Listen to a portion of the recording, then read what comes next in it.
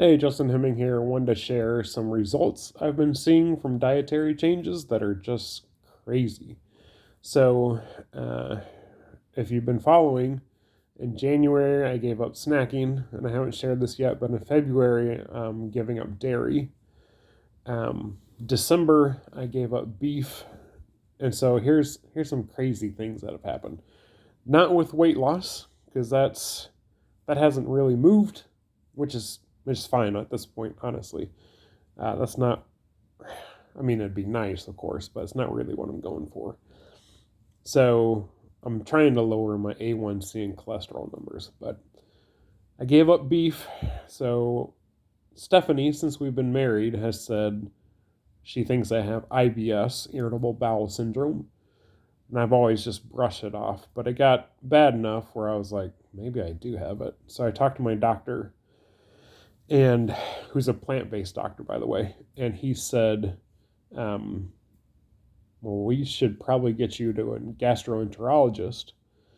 And so I started calling. I couldn't find one that took my insurance. And then a coworker, I was telling her about this, and she said, well, my friend in college had to give up beef. That was the first thing her doctor said, was to give up beef to help with the IBS symptoms.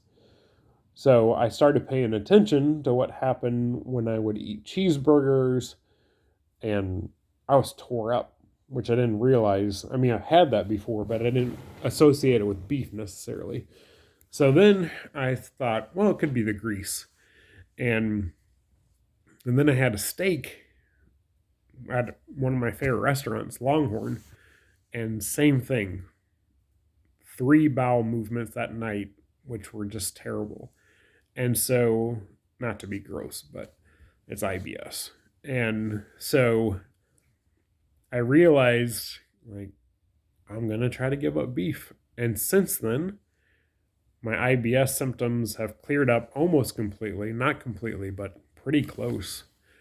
I went from being solid probably once a week to now being solid almost all the time and being loose once a week instead of the other way around. So it's done an amazing difference in my body.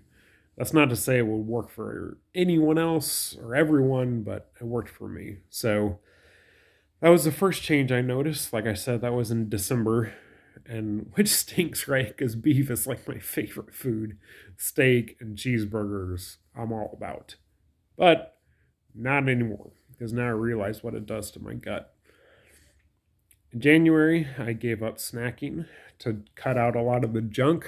Is usually when I'm snacking, I'm not eating healthy stuff. Usually, I'm not eating veggies, certainly.